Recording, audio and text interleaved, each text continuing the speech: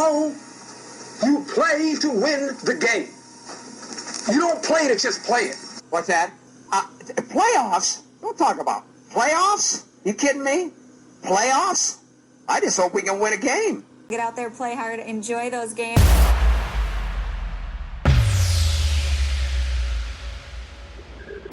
Welcome in to Go Big or Go Home. I am Old Man Troy, joined by the wonderful youngster Kevin Cunningham, a.k.a. Kid Cunny on Twitter. We are recording today on the Inner Peak Coffee virtual studio line. What's going on today, my friend? Not too much. Got done with work, and I was excited for it because I'm off tomorrow. We're recording this on September 9th, which is a Wednesday. It's the day before the NFL season starts. Go ahead, Troy. Day before. No, I was going to say the day before the NFL starts. I'm all jacked up, but I told you, I'm a little PO'd because I don't have sportsbook legal in Wisconsin. It sucks. But we might be doing something with the show down the road that might take care of my fix. Maybe. We'll see. But yes, so we're one day away from the NFL season at the time of this recording. And we know this is our Big Ten focused show. However, with what is going on in the Big Ten, there's one topic we'll bring up because it's getting a lot of talk. We should bring it up. It's regarding the Ncaa tournament for college basketball, so we should bring it up. But other than that, we're also going to dive into week one of the NFL. It's a special combo show this week. I think it'll be a special combo show every week until the Big Ten really gets rolling. I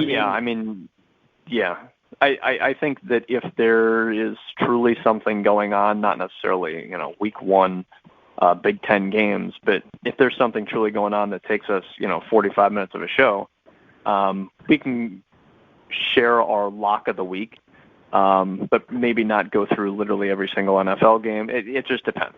So we'll see. We'll see what. Just like the last 5 years, it's just all dependent on the week. I mean, that's the neat thing about this show. Like, we got radio, but I love the big show because we can go literally 10 minutes and be done and say, okay, sorry, we're done. We enjoyed the show. Or, like when we previewed the Big Ten basketball conference, I think it was 2 years ago, we had like over a 2-hour show because we were really rocking and rolling and going in depth with every team. Last year's basketball preview was like an hour and a half. That's why I like the big show. We don't have a time limit. I love radio. I love doing radio on the weekend, and if you want to hear radio, find us on Twitter at Young Man. That's where all the links are. I love radio on the weekend, youngster, but it's only an hour. We got 1 hour. Right. That's it. And you and I like to babble. We didn't bring up food today, nor will we bring up food. We're going to get into, a couple of college things and then get right into week one, NFL. Excited about that. So let's talk college football right now, though, youngster.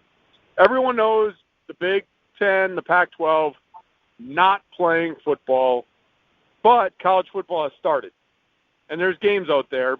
And I remember you saying this on the radio show that we recorded. You haven't watched a down yet. You have not watched a down of college football, which to me is quite surprising because you are a college football nerd. Like, you are a college football nerd, and you haven't even watched it down yet. Why? I'll say this, if Clemson was playing, if Alabama was playing, if someone notable was playing, even if they were playing FAMU, Samford, Texas State, I'd still watch. But with the NFL right here, just a few days away, literally it's tomorrow as we're recording the show. Again, it'll be the last time I say that, probably. But so I don't care about BYU Navy. I really don't.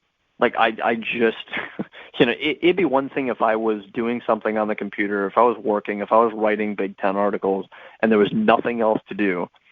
But hey, BYU Navy's on. Sure, I'll throw it on in the background. But if I can do something I would literally rather do because I have off time, then I'll do that as opposed to focusing solely on BYU Navy. That's just me.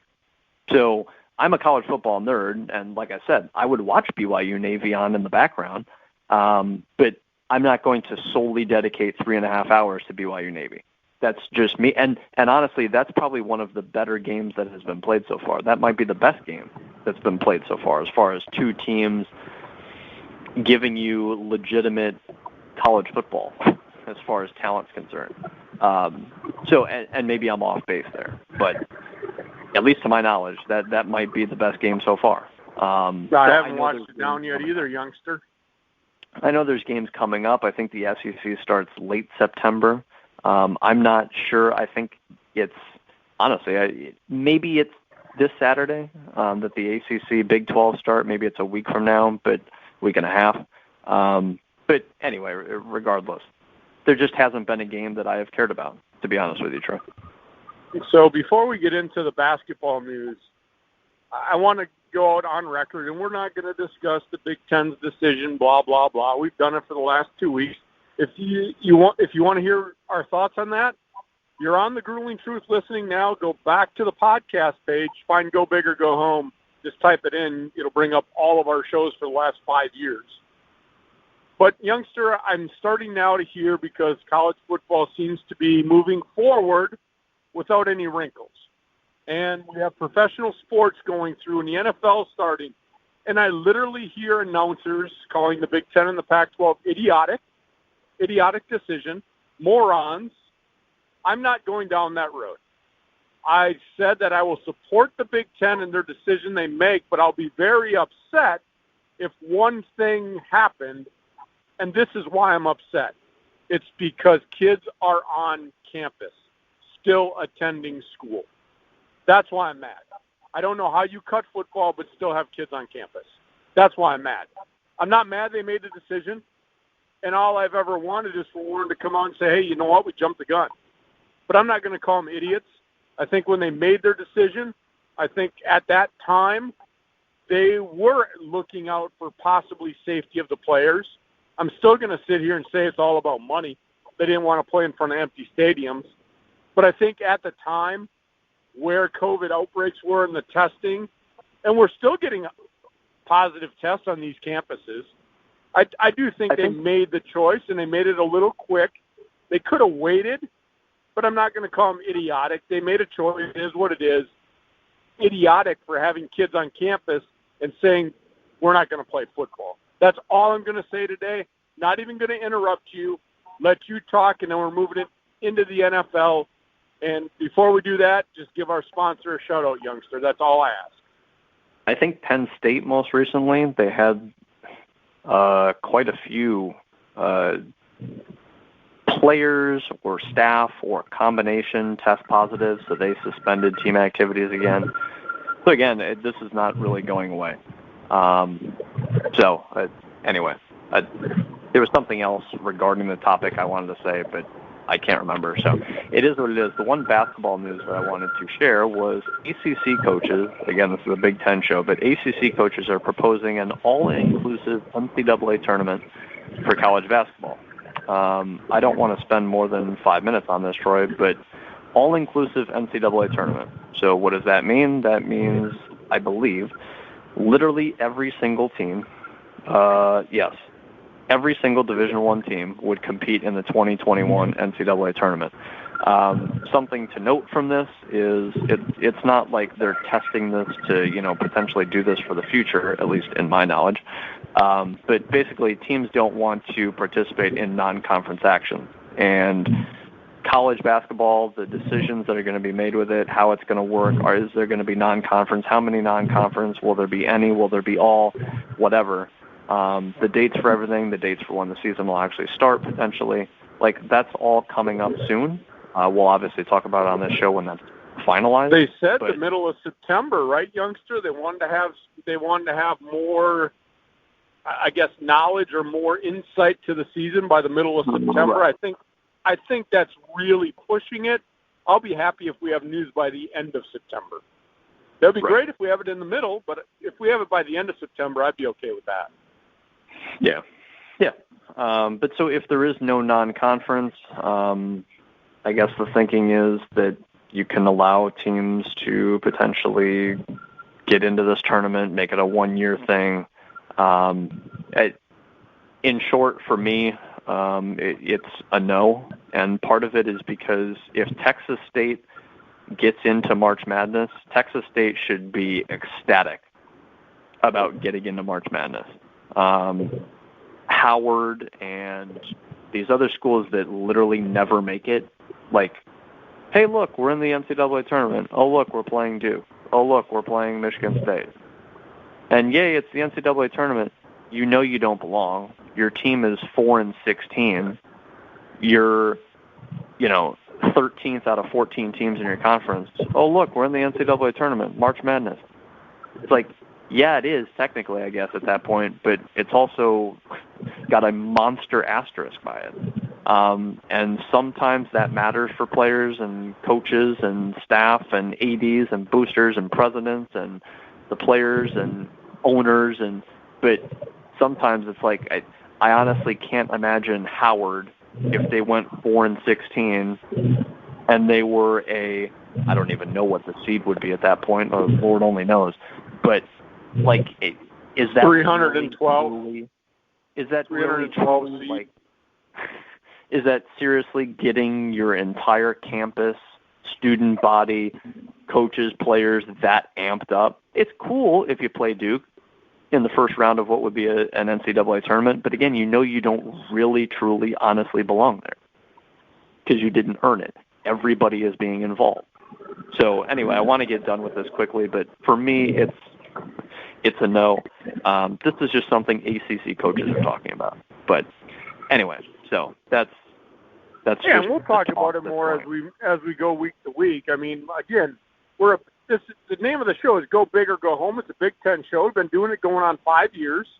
It's about Big Ten sports. Well, there's no Big Ten sports right now. But we always dabble in college sports. So we'll talk about this every week. I'm right there. I mean, I'm right there with you, though, youngster. This is a no for me. Yeah. I don't think that you should, just because of COVID, be allowed to participate in a prestigious NCAA tournament, especially after you ripped the hearts out of Rutgers last year. Ripped it right out. They lost their chance to go to the NCAA tournament. I wasn't even going to bring have that an appearance, and now you're going to let everybody in. I don't agree. They need to look at it from a standpoint, if they want to regionalize it, if they want to look at the conferences, if they want to expand it a little bit, fine. But I'm thinking to myself, they're talking about, at least what I've heard, youngster, I know some schools have postponed fall sports all the way to January. But let's be real. Let's be real about this, youngster. What is the one thing I always joke about with basketball? It's the cupcake schedule in December. Okay, you're not going to have the non-conference. To me, whoop-de-doo-hoo. I know there are some Big Ten games in there, and here's the one thing I would miss. The ACC Big Ten Challenge. There you go. Yeah, I would miss that beyond belief. Yeah, but you know what? Because of COVID, I could last a year without that. Yeah. But again, even my Wisconsin Badgers that I follow, how many cupcakes do they play? They play a ton. Michigan State, maybe, okay, they don't play as many. Duke, they don't play as many. North Carolina, they don't play as many. But they still play a few. Yeah. So you're eliminating non-conference. So if you want to expand the tournament a little bit, because there are some teams that use that non-conference to pad their record to get to the 20 wins, I could understand that. But honestly, I could see, Kevin, when I look at all the power conferences, you know what? You and I could name about 40 schools right now that should be in the NCAA tournament in 2020, 2021. And I think of the 40, we'd probably 37 would be right on. We might miss 3. So the other small mid-major conferences have some kind of tournament. Hey, you know what? If you get to your conference final, the finalists, both of you guys get in this year. Right. Instead of the winner getting the automatic bid. Right. That's or you just automatically have the regular season champion, and the numbers would be not known, I guess, at that point, because you could win the regular season and the postseason tournament, so that only gives one conference bid, so maybe you make it the final. I don't disagree with that. But yeah, give every single conference at least 2 teams, and there you go. Yeah, but not everyone. Right.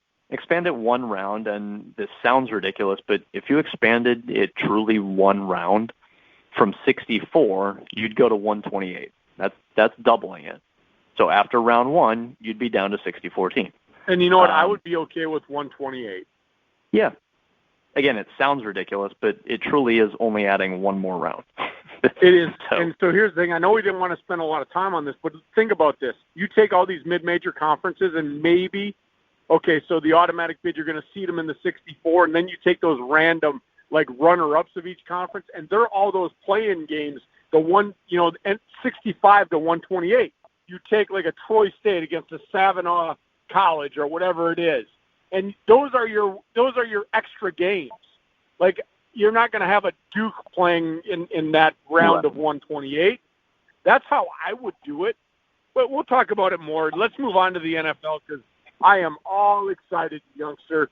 I know on our radio show we spent way too much time talking about DraftKings, so we're not going to do it today. I'm just excited about the NFL. It is back. I think it's going to work. There may be some COVID outbreaks, but the last I heard, it was 40,000 tests and very minimal, 1 positive test out of that. Yeah, I don't know if it was maybe 40,000 in there, but it was. I thought it was 5,000. I thought they tested literally everyone, and for a week. And out of those, I thought it was 5,000. Maybe it was 40,000. I don't know. But yeah, 1 player tested positive throughout an entire week. I heard that at 3:30 in the morning, youngster. So maybe I misheard. Maybe it's 4,400. You got to remember, 3:30 in the morning. Yeah. My eyes are open. My hands are moving. But I'm really not coherent. No, yeah, I know.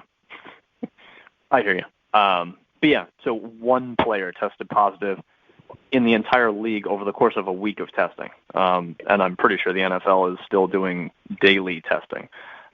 So they're doing a fantastic job. These players are, at least, abiding and not contracting the disease because they're not in a bubble. So hats off to literally every single NFL player, and even the one that got it. I mean, it'd be unbelievable if it would literally be unbelievable if no one had it. So to have 1, I mean, that just shows that the testing is not faulty. At least I will say this too, youngster.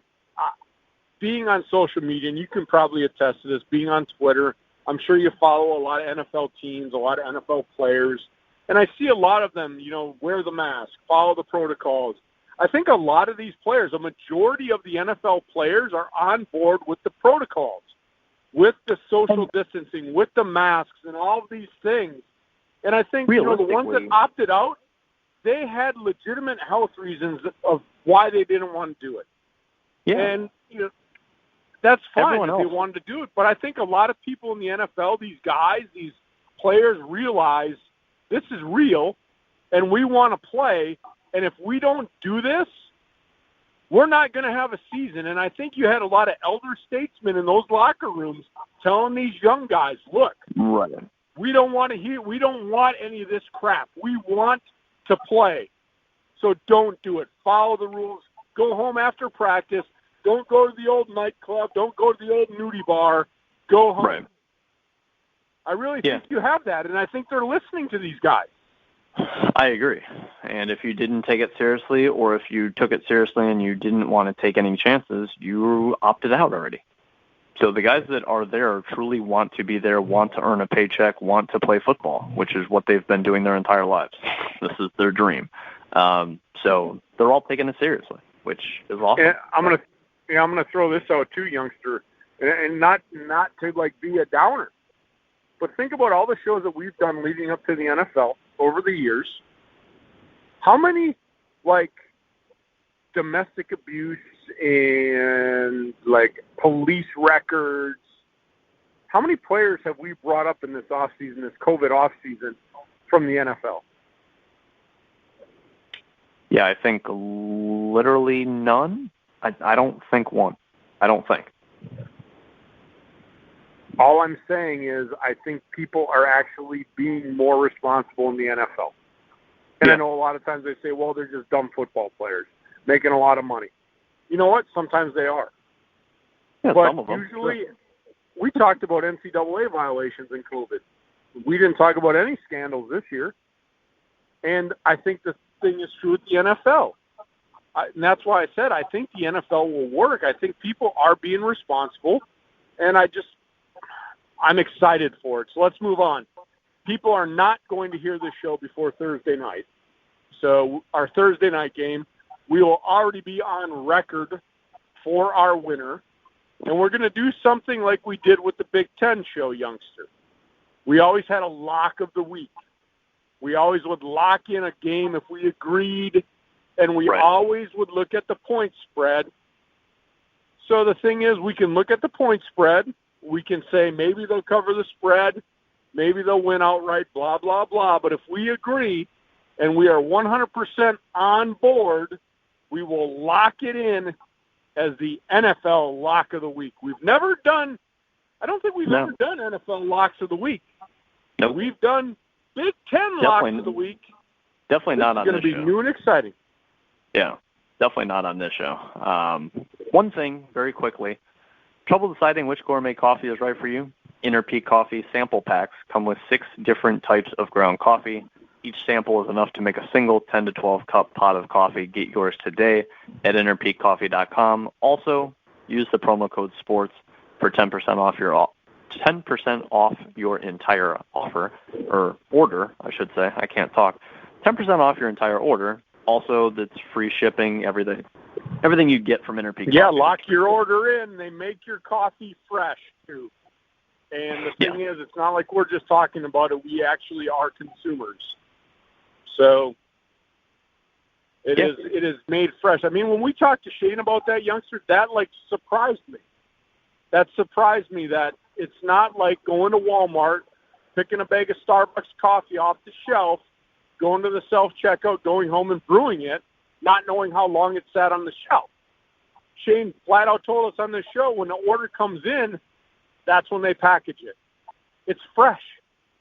Like literally gourmet fresh coffee delivered free to your doorstep. You can't ask for more than that. All right, Youngster, here we go. Thursday night NFL kickoff is back. Chiefs, Texans.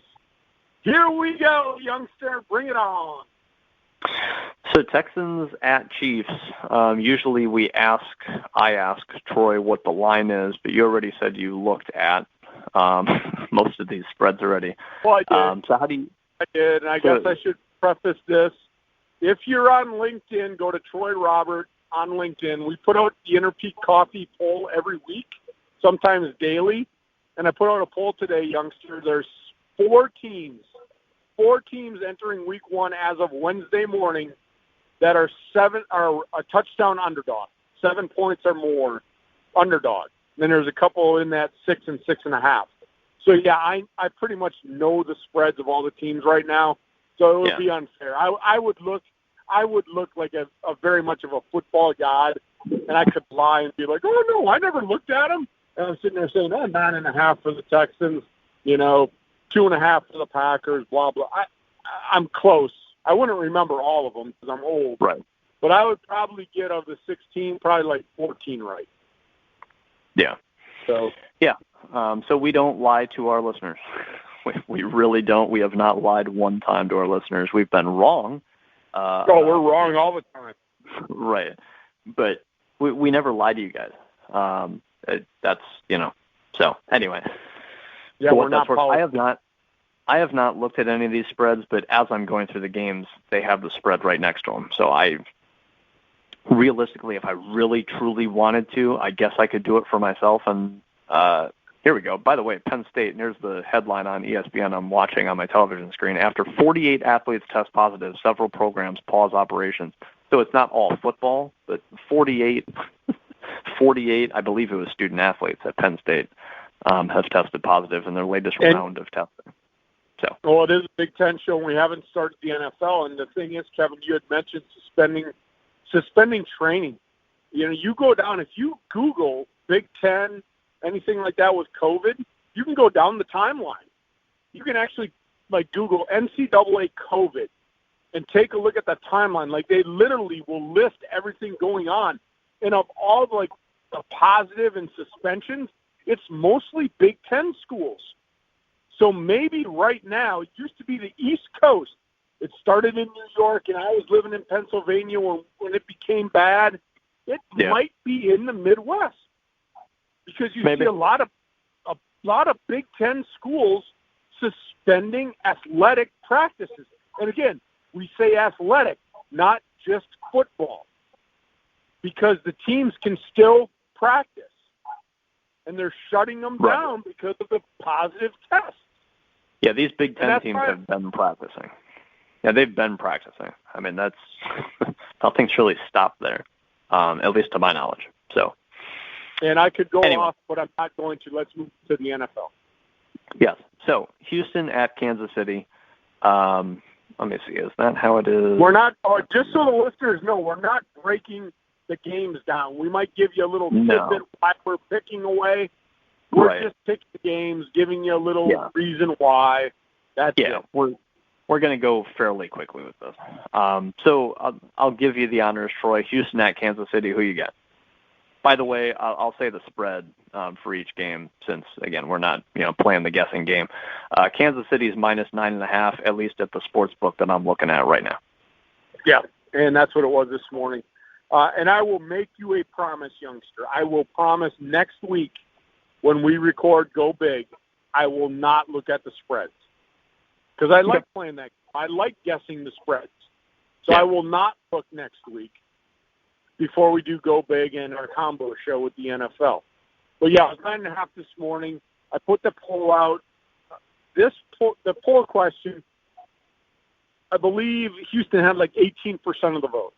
I actually think if you're betting and you're going on a sports book, that you should take Houston and the 9.5. But I think Kansas City wins the game. To me, it's showing Houston much disrespect. Yeah, you lost Hopkins. A lot. You know what? I think Deshaun Watson, they haven't won in the postseason and blah, blah, blah this and blah, blah, blah that. You mentioned it in the pregame. They were up 24-0 on this team a year ago. And they played in the regular season, and Houston beat them. Also, one thing I want to mention, Deshaun Watson, there's some stat out there, some ridiculous stat. I remember talking about it last year. With Deshaun Watson, as long as he's a starting quarterback for his team, dating back to like high school. So this is high school, Clemson, Houston Texans. As long as he's the starting quarterback going into the game and he finishes the game as, a healthy quarterback, quote unquote, like the amount of times his team, again, dating back to high school, loses by double digits, it's happened like literally you can count on one hand how many times that happened. Like they lose, obviously. Deshaun Watson loses, of course, but the times they lose by 10 or more, you can count on one hand, dating back to high school. I thought wasn't it 0 through high school and college, though? I thought it happened at one point during his high school career. Like, I think it happened like his junior year of high school, and then it didn't happen his senior year. It never happened at Clemson, and then it took like a couple of years into his NFL career for it to actually happen. So I know it's happened, but again, you can count it on one hand. I just remember you bringing that stat up before. I just remember you bringing that up. Yeah. So he always keeps his team in it. If you're an elite quarterback, you're going to always keep your team in it. You may lose, obviously. Eventually you'll lose by a couple scores somehow, but rarely does Rodgers in his prime get blown out. Rarely does Drew Brees in his prime with a good team get blown out. Rarely does Alabama, Ohio State get blown out. It rarely happens. It happens, but it's rare. No, it happens. You have that bad game where everything just goes wrong.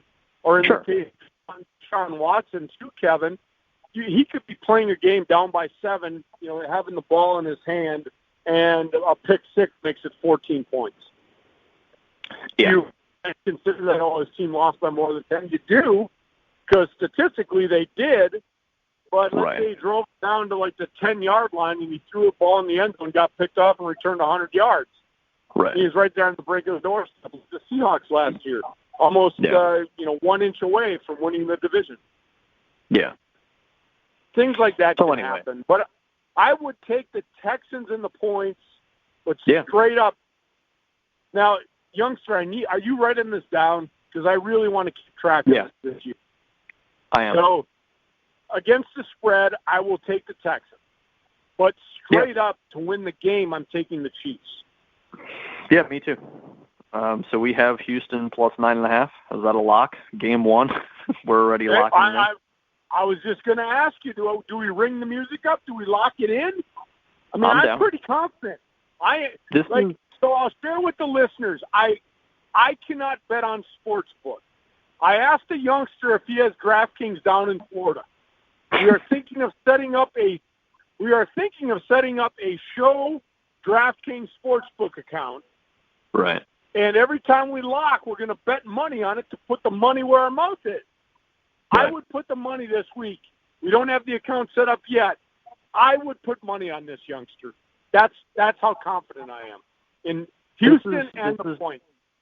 This is great disrespect to Houston, great disrespect to Deshaun Watson. Also, people I agree that Kansas City should probably be the favorite again. And they have most of their players back. They probably have a better running back suited for their system, who they just drafted from LSU, Clyde Edwards-Helaire. This team should be dominant again. But it's week 1 of the NFL COVID season with training camp. And, Troy, I think they there'll were be down. A little rust to Pat Mahomes, a little rust. Defenses Troy, they were are down. going to prevail. They were down double digits every single game in the postseason. Yep. This is not a team that just blew through everyone. This is not like the 2000 Ravens, who just were so dominant defensively. They just dominated everyone. And then the next year, oh, look, our offense got better because of this and this and this. And we have the same defense. It's like, okay, of course they're just going to basically roll through everyone. They'll lose one game probably, but damn, if you're a dominant team and you arguably got better, sure. But this team didn't dominate everyone. And where'd they get better? Running back? You can argue running back. I'm going to ask you this, youngster, because you're a fantasy football player. This is why I love Go Big, and I know you got the misses at home, and we're recording later. But I sat there, and I've been in these DraftKings fantasy leagues that I just love.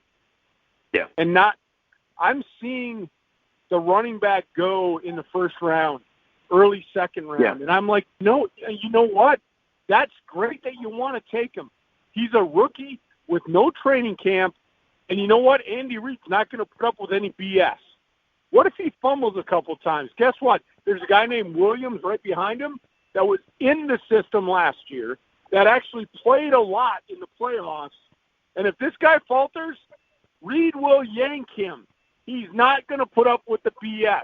Yeah, it was a good pick, but the guy had no training camp, and he has not taken an NFL snap yet. I didn't even buy in on this. I didn't even draft him in any of my leagues, youngster, and I had the chance. Then I saw him going in the first round, early second round. I'm like, nah, I'm not buying into that. What about you? Do you buy into that pick? That first round, early second round? Yeah, I'm buying in. I'm buying in. Another side note, Damian Williams opted out of the season, so he's not there. Not that adds to... No, it's Darrell Williams back. They got another Williams behind him. He played a little bit. Yeah, they drafted this kid in the first round to be their starter, and he was a pass catching back coming out of college, and this is, Andy Reid basically equates him to Brian Westbrook. He's quoted as saying that. It's, and you see rookie running backs in fantasy put up top 10 numbers basically every single year. There's always a rookie that shines, and this is just clearly the perfect situation for it to happen. Sounds like it, right? So here, I'm going to say risk. this right now, youngster. What is the date? September 9th? Yeah. Overvalued pick. He is not going to be a fantasy superstar. I'm saying it right now. I think so at the end of the year, when he falls in line with every other running back out there, I'm just saying, I'm calling it now. Yeah, he's in a perfect situation. He really is. But I don't think you're going to all of a sudden get like these massive fantasy points out. I'm not buying it. If I'm wrong, I'll admit it.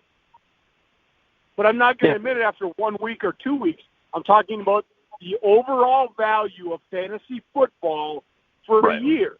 You waste a first-round pick. Right. I think he finishes as a top 10 running back, which I think warrants a first-round pick. Because if you can get a top 10, right. All right, we spend way too much time on game one. We got a lock of the week. Let's go. Right down the roster. Let's go, youngsters. Bam, bam, bam. Dolphins at Patriots. This line surprises me. Patriots minus 6.5. I think the Patriots. Not quite a What's touchdown. That? Not quite a touchdown. Didn't make the poll. Right. This surprises me because I think the Patriots could be a bottom 5 team in the league.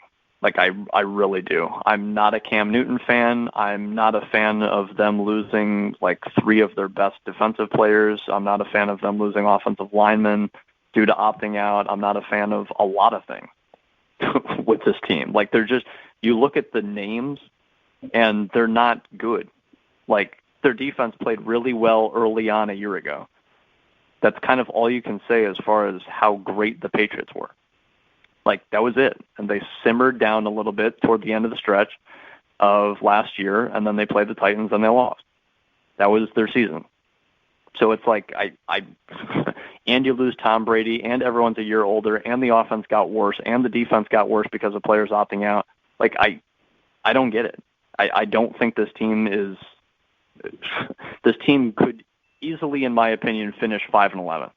In my Who's opinion. a better quarterback, Fitzpatrick or Newton? Honestly, I'd probably rather take Fitzpatrick because I know his good games are 50% of the time you're going to get a good game from Ryan Fitzpatrick. And Cam Newton's like 0-8 in his last 8 starts. Like, he hasn't been good. You're picking the Dolphins here? I'm taking the Patriots. I would pick the Dolphins in the spread. I would favor the Patriots to win the game very close. And they're at home, so I'd favor them very close to win. But I'd take Miami on the point. So you're taking Miami and the points. I'm taking the Patriots and the points, youngster. All right. There you go. So we agreed heavily in the first game. We disagree in the second game. So there you go. Yes, sometimes we do. I know you're not a Cam Newton fan. Here's my thing. I just look at the Dolphins, and I look at the Patriots, and Ryan Fitzpatrick, I could be totally wrong. He could go out there and blow up 600 yards in week 1. Or he could throw for 60. I think that's just the way Fitzpatrick works. It's 600 or 60. I mean, you get boom or bust with Ryan Fitzpatrick. Okay, move on. I can't remember the last time Cam Newton played well. So I can remember. It was like 5 years ago when he was the MVP. I'm not saying he's the MVP, or I'm not saying that he's going to all of a sudden rejuvenate his career this year, youngster. And I never said that Cam Newton was going to be the savior in New England. But I think Cam Newton has a chip on his shoulder for what had to happen. Oh, yeah. Remember? For sure.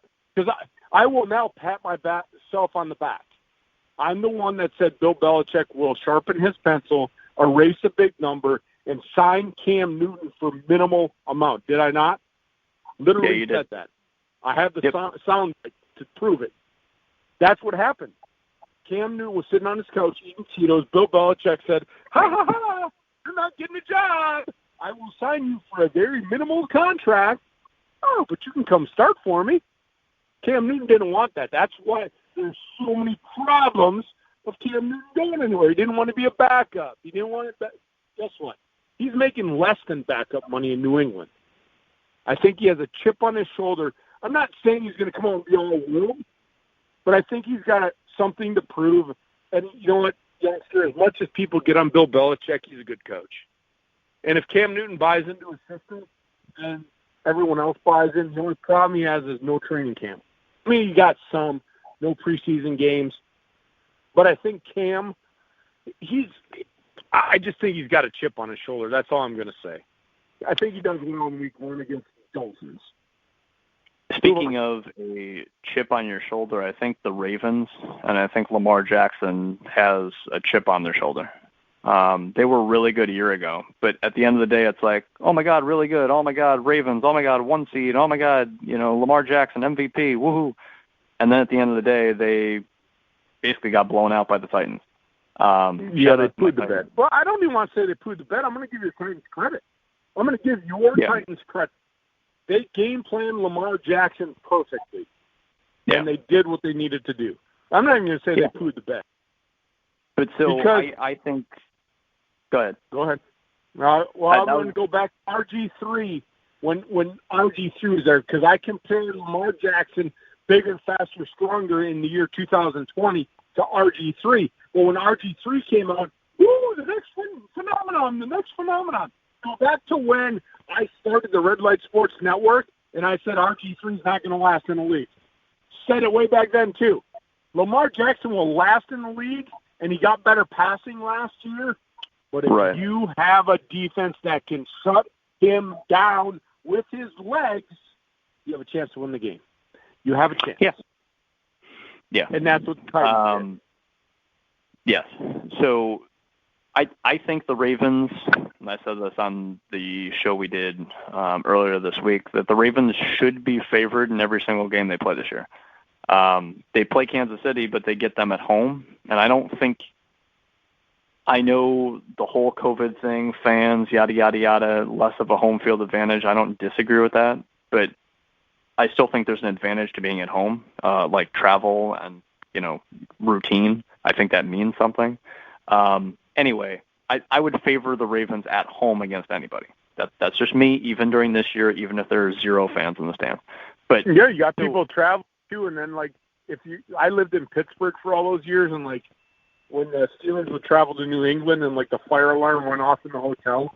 So when teams travel this year, it's going to be the COVID scare. People trying to give the other team COVID. I'm just being a smart, what. I know.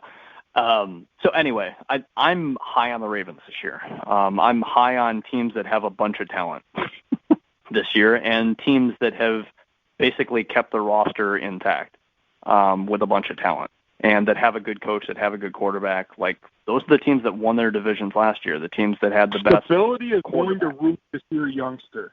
Stability was going to rule. The Ravens. And I think, I think Baltimore has that. Baltimore is at home against Cleveland. Baltimore are 7.5-point favorites. I think Baltimore beats them by double digits, and I don't think it's even close.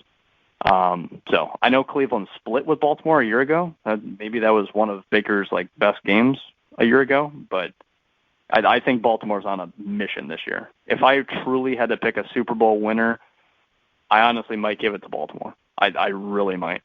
I'm really high on Kansas City just like everyone else is, but I think Baltimore truly has something to prove, and they want to shut everyone up about Lamar Jackson not, being able to come from behind, not being able to throw the ball when it matters, not being a playoff quarterback, all that stuff.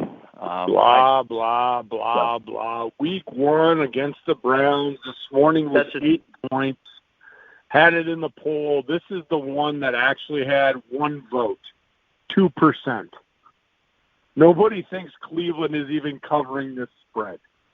One guy did. One guy. It wasn't a lot of votes because it was a one. I put it up early this morning, 50-some votes. But one out. That's not good. That's not good. Yeah, I think the Ravens take care of business. This is a double-digit win. I'm okay to lock it, youngster. We'd have 2 locks now in the sports book, talking sports with the youngster DraftKings. I'd lock it. I like it. I would lock the Ravens to cover. There we go. Baltimore minus 7.5. It's saved on my little document here with the inner peak ads. Moving on. We'll go a little quicker for some of these games. Jets at Bills. Bills minus 6.5. Obviously, I think the Bills win the game. Minus 6.5. I guess I think they win by a touchdown. I guess. It wouldn't surprise me if the Jets honestly won this game outright because when Sam Darnold's healthy, I think the Jets are actually okay. They proved that a year ago. When he's not healthy, they're terrible. So they lost a big piece of their defense, though, youngster. The Jets did. Yeah, they did. Yeah, no question. And the Bills added Stephon Diggs. I say the Bill. I'm taking, and if you're marking down our individual stuff, I'm taking the Bills, and I'm taking the Bills and Bills to cover. So I'm taking them both ways. I probably wouldn't. Yeah, if I had to pick, I wouldn't. But even if I had to, and I would go Buffalo's way, I wouldn't say it's a lock of the week. So. Oh no lock, not locking it. No I'm lock. saying my personal pick, if I was betting on sportsbook, I'm taking the Bills, and I'm taking the Bills to cover the spread. There you go. Moving on, the Las Vegas Raiders are traveling to the Carolina Panthers. Oakland Raiders. And the Raiders are favored in this game, minus 3. That's interesting to me. Again, I have not looked at any of these lines. That surprises. I thought Carolina would have been favored in this game. I think the Raiders don't get enough love. I think offensively they were actually better than what people think a year ago. Derek Carr was better than what people think Derek Carr a year gets ago. pooed on every year. I know. And a couple of years ago he deserved it. Like he came from MVP level to very average. So he deserved it that year. But the last couple of years he's been perfectly fine. The thing is, though, youngster, like you're talking about, when he went from MVP to poo, that MVP year, he got hurt. Right. And the Raiders went to the playoffs without Derek Carr. Right. Everybody's like, Derek Carr this, Derek Carr that, right? He had an injury. It takes everybody different time to recover from an injury. Not everybody is Adrian Peterson who can tear their MCL and ACL and be back in 6 months. Yeah. Not everybody recovers from injury the same way that Adrian Peterson does. I can't believe that guy's still playing. Yeah, right. And it scares me that he's in Detroit. My point to that is I've told you the story about my knee, right, youngster, where I tore up my knee. I came back to play to prove the doctor wrong within a year, but I didn't feel right for like 2 years. It took me 2 years to be really confident. Now, granted, I did that many, many moons ago when they don't have all this technology. This is what they said, Troy. 2 years. Troy, they said this like 5 years ago. That, okay, you tear your ACL, you may be back in 9 months. You may be playing the next season, but it takes you that whole year to truly recover, and truly it takes you an extra season to that full season, and then going into the following one, that's when you really feel 100%. They said that like 5 years ago, and I know things have progressed medically, but I don't think it's that drastic. And some players, obviously it is. It's different. They defy the odds. There always is that exception to the rule. Adrian Peterson screwed it up for everyone that has a knee injury. Right. But so I think it takes just ACL tear, just that in particular. I think it does take players a full year plus to truly feel 100%. You can feel 85%, 90%, but to truly feel 100% comfortable with yourself and that knee and pivoting and everything 100% you feel confident in, I think it takes a while. You can be physically 100% ready, youngster, and I'll go back to my statement, 100% ready in 8 months. Mentally, it takes 2 years. And I'm going to say that sternly because I lived it. I'll show the scars on my leg. Anybody that doesn't believe me. Because I went old school. This is many, many years ago. I got a big scar in the front of my knee. It is 4 inches long, and I got one on the right side of my knee that is another 4 inches long, and they opened my knee up. And it was stable in 8 months because I went out and ran around on the soccer field. But in my head, I was really worried about it. Yeah. It took me 2 years to be really comfortable running and doing all the things that I used to do. All right, let's move. Oh, we didn't pick the game. We didn't pick Agreed. I was going to say, who you got? Raiders -3 at Carolina. You really can't go with home field advantage even if there's fans in the stands, 25%, blah, blah, blah. You know what? I got to look at the quarterback, and I talked about stability. I think the Raiders win. Oh man, -3. I don't know if I'd take this. Might it might push. It's only -3. I guess I would. You know what? Yeah, it could be a push because they win by 3. Right. I don't know. I guess this would be one of those that I don't put in the parlay and DraftKings. And I'm not being like a little wussy about that. I would take the Raiders to win, but I wouldn't bet the line on this. I wouldn't take this one. Yeah. I would shy away from it. I'm with you. I think Carolina's pretty solid. I like Teddy Bridgewater, but you make a perfect point that stability and Carr and Gruden, and he knows the system. He's been a Raider forever. Like, that means something going into week 1 of this year. So yeah, you got a new quarterback with no games under his belt. That's the thing. You can study the playbook all you want. You got no games.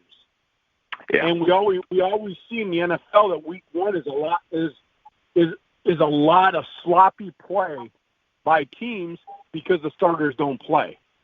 Well, now you're putting people out there, and it's week 1. So let's go. All right, next game, my friend. Seahawks at Falcons. Seahawks -2. This should be a really good game. I know that you really like Seattle, Troy. I really like Seattle too. I think Seattle wins this game even on the road, but Atlanta at home is different, although with no fans. Maybe it's not as much. Atlanta at home with, 10% of the fans? I have no idea what. Youngster, none. I think there's some. I think every team, even if you have 0 fans, there's some home field advantage there. Because, again, the travel and all that stuff, I think there's something to be said for it. I'm not of the belief that this is all neutral site, no home advantage whatsoever. That's just no, you got to try. You brought up good points. You got to travel, your own routine, blah, blah, blah. You got Russell Wilson against Matt Ryan. You got Julio Jones against DK Metcalf. Who's got a better defense here, youngster? That's all I'm going to say. Seattle or Atlanta? Yeah, I would say Seattle. Seattle also got Jamal Adams. So Seattle's for real, obviously. Seattle wins, they cover. There's my pick. Yeah, I'm down to lock that. Seattle -2, a.k.a. basically. We're going to lock it? Yeah, to be honest, I'll lock it. I don't think Atlanta is a playoff. Well, with the 7 teams, maybe they could sneak in. But that division's tough. You got Tampa Bay, New Orleans, Carolina's going to be okay. You got Atlanta. Atlanta could be in last place, or they could be in second or third place. But I'm taking Seattle, and I'm very adamant they're going to win by more than 2. They're going to win on the road. I mean, I think it'll be a 3-point game. Yeah, I mean, you don't pick Seattle -2 and then not take the point. Some games end in 1-point differentials, but it's not often. Not many. Anyway, so I'm with you. We're locking it. We've got 3 already. 3 locked. 4 good ones. Let's speed this up. Let's go. Yeah. Eagles at the Washington football team. We're not going to get into it. It's not a touchdown spread. This is not even a touchdown spread. -6. -6. I don't want to go down the line of the timeline of the Washington football team renaming their team, but I thought it was before the season started. Obviously it's not, but they're still Washington football team. I don't get it. I don't know when that change is happening. Anyway, Eagles -6. I think it's possible Washington improves. I think it's certainly possible that Dwayne Haskins gets better from year 1 to year 2. I like the Eagles. I really like Carson Wentz. I know that they're top. I mean, I know Deshaun Jackson's there, but they've had already a number of wide receiver injuries already. Numerous wide receivers. It is like if you're a wide receiver, do not sign with the Eagles. It's because you will pretty be on crazy. injured reserve. It is I guess dumb. right crazy youngster. You know what, Troy, too? There's something to be said for Washington, too. They drafted Chase Young. They have Ryan Kerrigan. They actually have a pretty good defense overall. They have good pass rushers on both sides now. I work with a guy who's a Washington fan, believe it or not, and he was talking to me about their defense, and it's like, you're not wrong there. And you added Chase Young. I really think their pass rush could be pretty damn good this year. And Philadelphia is without their starting left tackle and left guard due to injuries. So there's something to be said there. I think Philly wins the game. I'm not going to lock -6, though, because I think Washington could actually make it interesting. Well, I would take Philly, and I would take the points. So we won't lock it. No. But I would take, if I was doing a parlay, I would take Philly in the points. The thing is, youngster, you look at it, Carson Wentz, people want to get on him. I really believe he's a gamer. I mean, people want to say, oh, he's never won a Super Bowl. He won the division. But he's brought them to a lot of regular season wins. And last year, look at all the quarterbacks in the league. I would be okay putting the ball in Carson Wentz's hands with under 5 minutes to go, down by a score. I mean, last year their number one receiver was a quarterback in college who didn't play wide receiver. And that was their number one receiver. And they won the division still. That's how great Carson Wentz was. That's going to be different this year, though. Yeah. So it's going to be a little different. Yeah. Yeah. Mr. Peterson might have to suit up again and play quarterback and let Carson Wentz play wide receiver, because that wide receiver core, I mean, they drafted some guys, but, man, they fall like flies over there. Yeah. I feel bad for Wentz. The rookie they drafted in the first round. When he's got talent, he gets hurt. When he's healthy, his wide receivers get hurt. It's just it's bad luck. Bad luck. All right, let's move on. Bears at Lions, and apparently Vegas is with me in buying that Detroit is a little bit of a sleeper this year, because Detroit's favored by 3 here against the Bears, who last year, I mean, were a 500 team. Detroit was bad. Who was named the starting quarterback in Chicago? Isn't it Trubisky? Or no? Mitchell Trubisky. There you go. Beat out Nick Foles. And Vegas says, there you go, Detroit Lions. You are now favored in week 1. Nick Foles starting quarterback, you're probably down by 3. Last year, Detroit was 3-4-1 when Stafford was healthy. And I think the offense got better. Stafford is healthy going into this year. And I think the defense got better. So I'm buying stock into Detroit potentially making a run at a 7 seed in the NFC. I wouldn't bet that they do, but I think they're damn close to it. I think they're arguably better than the Bears, and I think they're arguably better than the Vikings, because I think the Vikings just aren't going to be as good offensively or defensively this year. I don't. So I'm not on Chicago or Minnesota's bandwagon, and I like Detroit as far as where they're going into the season.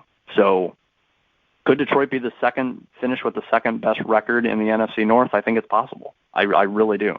That could be 8-8, but I think they could do it. So anyway, I like Detroit. Well, you're not crazy, youngster. I'm taking the Lions and the points in this game. Since I am talking up the Lions so much, I'll do it too. You know what? Are we seriously locking 4 games already? So far, so good. Here's the thing too. In the Big Ten, when we do this, there's only 6 games that we can lock. So when you have 16, there's more. Yeah, but we might be broke. I told you the amount of money I wanted to throw at you. We might be broke. I know. We've already locked 4. Holy cow. Okay, move on. Colts at Jaguars. Colts -8. This was on the poll. Here's my thing. I'm not locking anything. I would pick the Colts to win, of course. I don't know who I would pick Jacksonville to beat, but I'd pick the Colts to win. But I wouldn't say by more than big point spread with old man Rivers behind center. People think that's a thing that's working in Indianapolis' favor, is that instead of Brissett being in the same system for a few years and playing okay football, they brought in Phillip Rivers. The Colts offensive line? Yes. Colts offensive line is pretty good. Nah, I think they suck. Phillip Rivers didn't get sacked like 40 times. Oh, I think the Colts offensive line is good. At least according to advanced metrics and, whatnot. The offensive line supposedly is pretty good. I haven't watched a ton of Colts games, but look at the pass rushers they're going to play this year, youngster. You got stone feet Rivers or fleet-footed Brissett. Who do you want? No, I know. I think Brissett ends up playing like Game 7 because Rivers is going to get hit.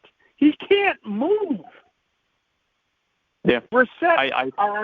Rivers cannot move. Now, I'm curious how much they drafted Jonathan Taylor. They got Marlon Mack. They got T.Y. Hilton.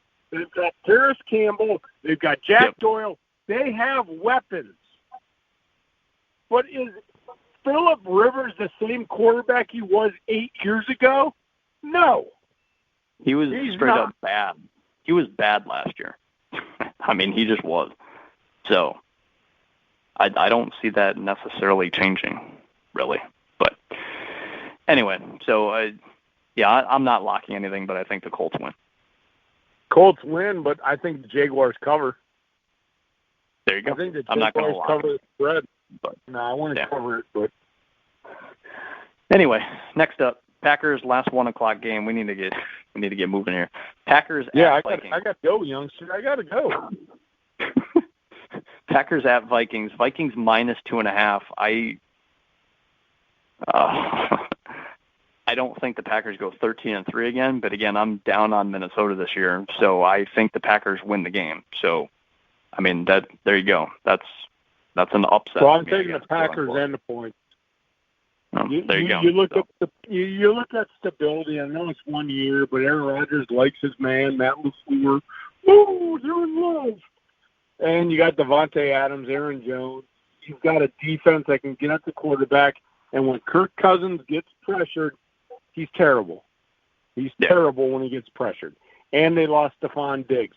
The Vikings are putting all of their marbles in Jefferson, which I think he's going to be a really good NFL receiver. But what are you going to do early on? You're going to double up Thielen. You're going to make Jefferson beat you, blah, blah, blah. I do think, and I will give, I have not been on the Matt LaFleur bandwagon, and you know this, youngster. I have not been. And I even wrote an article on LinkedIn saying I don't think he was the right choice to be the Packers coach. But he does make adjustments. I think he makes enough adjustments to be able to look at the game and say things are going on. Jefferson, a rookie week 1, is he going to beat you? I like the Packers cornerbacks. You're going to lock this guy up one-on-one. Maybe he gets one and Kirk Cousins gets lucky and they get a 70-yard touchdown. But he's a rookie in week 1. He's a receiver. We've talked about receivers on this show. It takes a year for receivers in the NFL to get acclimated to the NFL speed, the bump and run coverage, the route running, blah, blah, blah, blah, blah. He's not had a preseason game. So you're expecting this guy to come in and be an all-pro in week 1? I don't think so. What do the Packers have? Devontae Adams, Allen Lazard, who I love and drafted in every single draft in DraftKings. Allen Lazard is a fantasy sleeper. I'm just telling everyone. I like that pick. A little late because you're not going to hear the show until after all the drafts are done. Allen Lazard's going to have 1,000 yards and at least 60 catches. He's going to take pressure off. He's going to take pressure off of Devontae Adams. Then you got Aaron Jones, A.J. Dillon. Oh, and guess what? Your third-string running back is a guy named Williams, the guy who's going to go out in free agency next year and probably get paid like a decent starting running back because he is. He's okay. but all of a sudden he's third string. And Jamal Williams is sitting on the depth chart going, what the hell? What the hell am I going to do? Is he really behind A.J. Dillon? Yeah. Is he really behind? That's what the depth chart says. All right. That surprises me. But anyway, so we've got 5. When I look at the depth chart. Yeah. Well, we've got 5 locks here. So anyway, moving on. Chargers at Bengals. Chargers -3. I think this is actually an interesting game for a number of reasons, mostly because of the Bengals. But I'm not locking anything here. I think anything's possible. I don't think the Chargers are going to be that great. I think there's something to be said for the Chargers pass rush going against Burrow week 1. So if I had to put money, I'd say the Chargers win the game. But I'm not locking. Yeah, Chargers win the game. No locks here. This is a toss-up. No training camp, no games. This is where the no games is going to hurt. I like Joe Burrow. I think he's going to be good. No games to play. You're just thrown in training camp. Yeah. Tough. You got a guy named Joey Bosa on the other side that's going to be looking you in the eye with a lot of fire. I actually think Joey Bosa gets like 4 sacks in game one. All right, there you go. So moving on, Arizona at San Francisco. Arizona is my other dark horse sleeper team that could be the 7 seed. Again, bam, youngster. What's the point spread on this? -7 for San Francisco. San Francisco's at home. Made the poll. Guess who's winning the poll? Guess what game Arizona. is winning the poll of the teams that can cover the spread? Your Arizona Cardinals. Yeah. And by the way, I like Arizona this year. I like Detroit going into this year. But I don't think they're great. I don't think they're winning the division. So I'm not some nut job Cardinals fan this year. I think they're going to be pretty good this year. But that could be 8-8. That could be 7-9. And competing against basically everyone they play. I think they're a playoff contender. That's it. Not Super Bowl contender, not winning the NFC West, not winning the NFC North if you're the Lions, but I think they're pretty good. That's all I'm saying. So, anyway, do I think Arizona can cover? Yeah, I do. But I obviously take San Francisco at home to win this game. I wouldn't lock anything either way, but I could see San Francisco just straight up out-muscling Arizona, and, it just is what it is there. So I could see a lot of different scenarios happening, but in the end, I'm not locking anything. I picked the 49ers to win the game. Yeah, I'm not going to lock with you because it could happen. San Francisco's going to win. DeAndre Hopkins, everybody all like, high and mighty. Again, no training camp, and we talked about stability, and these trades are great. You look at these trades, but I look at stability, and I look at the 49ers, Garoppolo. However, their wide receiver core, not much better than the Eagles, youngster. That's also hurt, yeah. Yeah, not much better than the Eagles. And the best backfield, they lost Breida. Breida went down to Miami. They still have Coleman, but and Mostert. Mostert's their guy. But I still think the 49ers offensively, with the way their receiving core is right now, and let's see what Jimmy G does. I mean, the thing is, when he signed that deal, it was like, oh, my God, look at the deal. Jimmy G, now what is he, like the 14th highest paid quarterback? Something like that.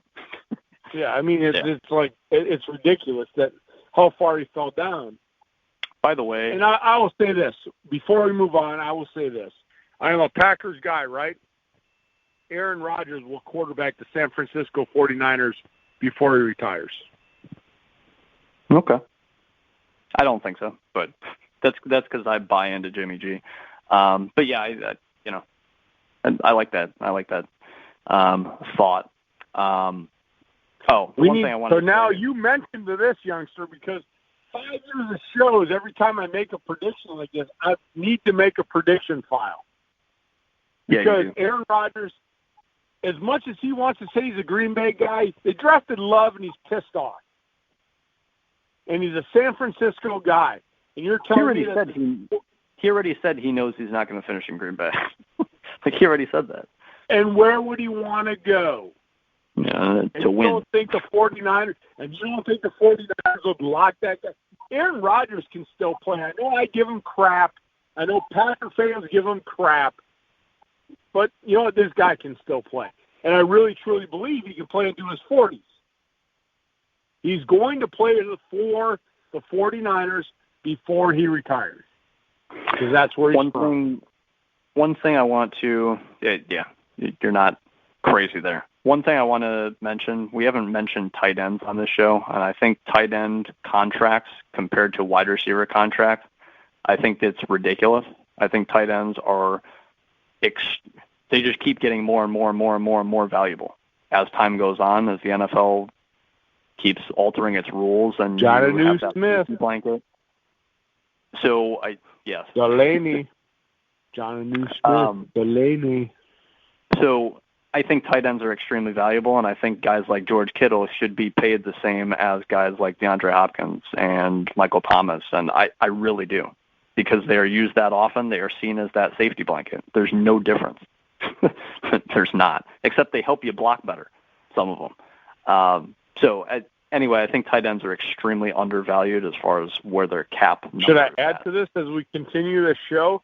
Green Bay Packers, 1996, 27 years since they won a championship. That roster included a guy named Keith Jackson and Mark Chamara. They had a double threat tight end pass catching duo. And literally, because of that, that's why they won in 96. Troy, I want to pull something up here quickly. Shoot. Because I want to get done with the show because I know we're going crazy for time here. Yeah, your wife's going to be mad. Mine doesn't care. 'Cause I'm almost 50 and been married a lot longer than you have.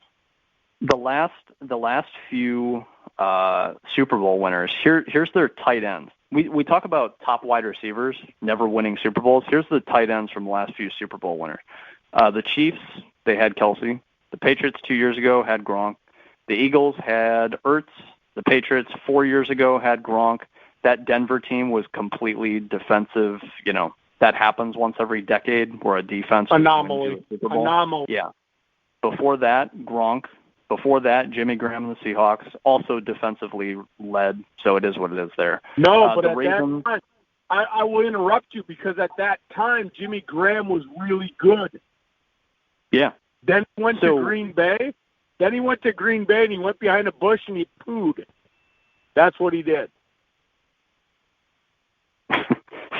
So the Ravens in 2012, I think they had, I believe, did they have Todd Heap back then? I'm sure Baltimore had good tight end play. My point is that elite tight ends, like, they can win Super Bowls. They are more of a, to me, you play football when it matters most in the postseason, December, January, it's cold. It's easier to throw to your little safety blanket over the middle closer to you as a quarterback than it is some Julio Jones 20 yards down the field, close to the sideline. To me, tight ends almost should be paid, elite ones, should be paid more than elite receivers. I almost believe that, and yet it's not even close if you look at the numbers. So anyway, moving on. Very quickly here, I want to go through. Buccaneers at Saints. Again, we could talk about this game alone for an hour, but Saints minus 3.5. The game is what it is. Everyone's going to be, tuning in at some point for some reason. So there's a number of storylines with this game, but Saints minus 3.5. I would pick the Saints to win. Would I pick the spread? Probably not, only because the Saints could win by a field goal and lose the spread that way because it's 3.5. So I wouldn't lock anything, but I do think the Saints win. Yeah, and I'm a betting guy. You know that. I play the DraftKings. I do all that. 3.5 is a crazy number because it's a field goal difference. But I think the Saints win. And I know you're big on Tom Brady, and you know I'm not big on Tom Brady. I know he's got Gronk, and now they signed Leonard Fournette, and they got Ronald Jones, and Mike Evans, and Godwin. Oh, my gosh. The Super Bowl O.J. Howard. Going to Tampa Bay. No, they lose week one. They lose week one to Drew Brees And I know Kamara, is he still holding out? Blah, blah, No, blah. I'm he's going to hold back. out because I don't like my money. He's back. Oh, Supposedly was it COVID? Oh, my gosh. Got to have a little drama in the NFL. The thing is, youngster, this is a tough division. And I know you look at Atlanta. Atlanta can still play. You still got Matt Ryan. He's not a bad quarterback. And you got Julio Jones. And Tampa Carolina Bay makes the playoffs. Tampa makes the playoffs. Well, I'll say that. So let me say, I will make a bold prediction. If Tampa Bay doesn't make the playoffs, Bruce Arians should be fired. Literally. Fair enough. Yeah. If they don't make the playoffs with the roster they have, I agree. Bruce Arians should be fired. Yeah. I agree with That's that. all I'm going to say. I mean, Sunday night football. Cowboys at Rams. Cowboys -3. This is pretty interesting because I think no one's talking about the Rams. No one likes the Rams anymore because last year they were only 9-7 and they were a team that nobody wanted to play, but they missed the playoffs. So, they're just basically shunned from existence because they didn't make the playoffs and recency bias. But regardless, so I think it's very possible the Rams win at home against Dallas Sunday night football to open the year.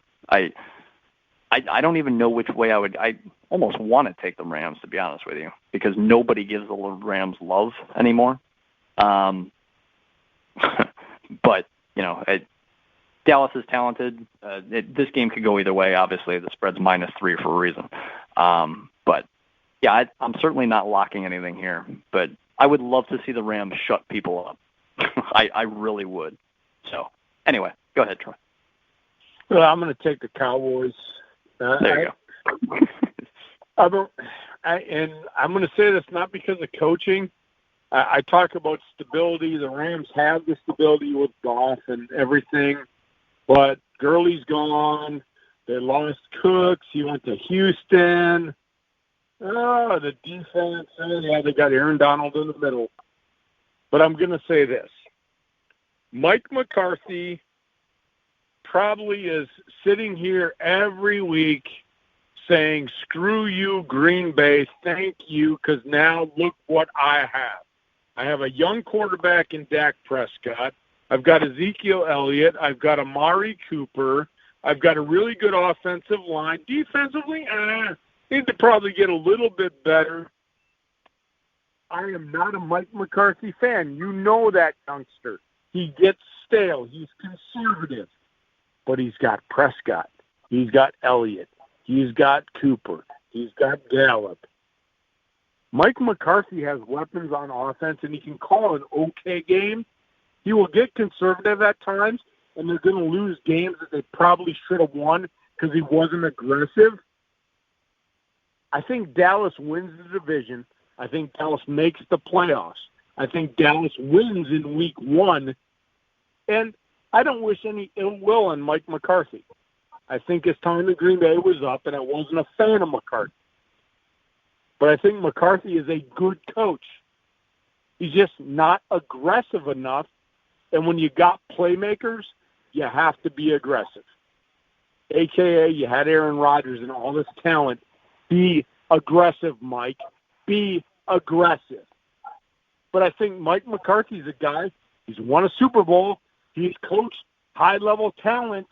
The guy can coach. Just you need to be more aggressive. And you know what? Maybe he's sitting there with a chip on his shoulder going, you know what, Aaron Rodgers? F you. F you, Aaron Rodgers. F you. Watch what I'm going to do. And all of a sudden, Dak Prescott becomes an all-pro and becomes the MVP. I could see it happening, youngster. You got Elliott. You got Cooper. Mike McCarthy, offensive guy, right? Very conservative. Guarantee he's got a chip on his shoulder. Wouldn't you? Because Aaron Rodgers ran you out of town? I'm just saying, this Cowboy team actually scares me, youngster. Because offensively, if they're clicking, they could score 30 points a game. Yeah, I agree with that. and I'm also taking the Rams to win the game. I'm taking the Cowboys though in week 1. I decided. I think Cam Akers shows that he is a NFL running back. He's from Florida State. He's a rookie. They drafted him for a reason. Give me the Rams at home for the upset and make everyone talk about Dallas and the issues, and that'll be lighting up Monday morning sports talk is what's wrong with the Cowboys, and tons of headlines with that. So I'm down to buy into that. Anyway, Monday Night Football, there's 2 games left here. Steelers at Giants, Steelers -6. I'm not going to get into this game. I picked the Steelers to win. I think I like Daniel Jones, and I'll just leave it there. I like Daniel Jones, I guess probably more than most people do. I won't lock Pittsburgh -6 because I could see them winning by 3 or 4. I could see them winning randomly 27-23, 28-24. The Giants, tack on a late touchdown, something like that. So it's too many points for me to lock, but I do think Pittsburgh wins the game. I would tell you to take the money on that DraftKings account and put it on the Giants, my friend. I know the Steelers have a good defense. I don't know what Big Ben's like right now. I really don't. I just don't know. I need to see him play. No preseason games. After you've been out for a year, this is where training camp's going to hurt the Steelers. I think Big Ben does well, and I said on our other show, follow us on Twitter, at Youngster Old Man, find the show. If Ben plays 13 games, the Steelers make the playoffs. Week 1, I'm taking the Giants to the points, just because I don't know. Move on. Fair enough. Last game, my good old Titans. Titans at Broncos. Titans -2.5. They got Jadeveon Clowney recently, and I think that was the hole they needed to fill. You can call me a homer for this, but Troy, how much of a homer I am for the teams I root for. I'm not. That's almost a fact. But I really am buying into Tennessee this year. Do I think they're as talented across the board as Baltimore and Kansas City? No, I don't. But I think they proved throughout the year that they're the 3rd best team in the AFC. I think they make that known, that it's like we can beat anybody on any given week. We're the 3rd best team behind the 2 ridiculous, Baltimore and Kansas City teams. But I think Tennessee could finish 12-4 this year because their schedule is not crazy. And I think their defense could be really special. And obviously they can out-physical just about anyone offensively, and they have playmakers on the outside. Tannehill throwing 70% completion percentage. They're going to be tough to beat, and their schedule is not crazy hard. So I like Tennessee a lot this year. Obviously, as a fan, I like them every year, but that's beside the point. I think Tennessee wins this game by at least 2.5. So, again, it's one of those spreads. If you're picking Tennessee to win, you just pick the money line straight up. Log it. Log it. There you go. Cool. So, there we go. We've got 6. We cooled down after a while, but Tennessee -2.5 is the last one. Yeah, 6 locks. But anyway, Von Miller, by the way, out for the season, most likely. He had to have surgery on something, or he's going to have surgery on something. So, not good news for Denver, unfortunately. So that would have been the parlay that we played on our sports book right there. It would have been the 6 locks. We would have played the parlay, see if we won. Now, if we get all 6 right, I'm going to be kicking myself in the rear, youngster. Because that 16 parlay, that'd be depressing. We would have tripled our money, probably. All right, we're done. Hope you enjoyed the show today. For the youngster on the we recorded on the Interview Coffee Studio virtual line. We'll talk to you next week, same place, same time. Have a good day, everyone. Good night, guys.